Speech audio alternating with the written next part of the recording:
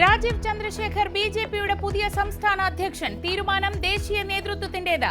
ഇത്തവണ വൈസ് പ്രസിഡന്റുമാരില്ല. തീരുമാനം അംഗീകരിച്ച് സംസ്ഥാന നേതാക്കൾ.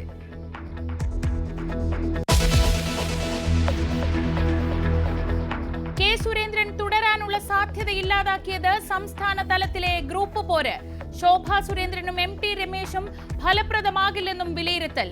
ടെക്നോക്രാറ്റിനെ സംസ്ഥാന അധ്യക്ഷനാക്കി ബിജെപി പരീക്ഷിക്കുന്നത് കൂടുതൽ പൊതുസമ്മതനായ നേതൃത്വത്തെ.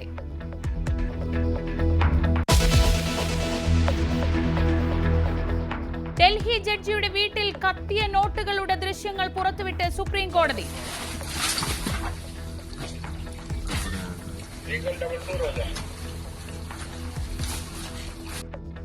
ആഭ്യന്തര അന്വേഷണം തുടരുന്നു. ജഡ്ജി യശ്വന്ത് വർമ്മയെ ജുഡീഷ്യൽ ജോലികളിൽ നിന്ന് മാറ്റി നിർത്തി.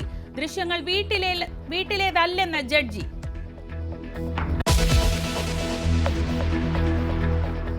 കോഴിക്കോട് പൂവാട്ടുപറമ്പിലെ 40 ലക്ഷം കവർച്ചാ നാടകം.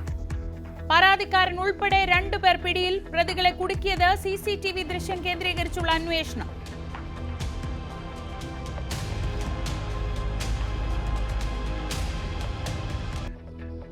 ദേവസ്വം ബോർഡ് ക്ഷേത്രത്തിൽ ഷർട്ട് ധരിച്ച് ദർശനം നടത്തിയ SNDP പ്രവർത്തകർ.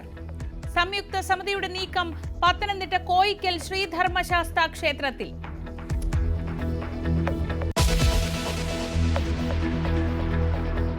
ഫ്രാൻസിസ് മാർപ്പാപ്പ ഇന്ന് ആശുപത്രി വിടും. വത്തിക്കാനിലെ വസതിയിലേക്ക് മടങ്ങുന്ന പാപ്പയ്ക്ക് 2 മാസത്തെ വിശ്രമം.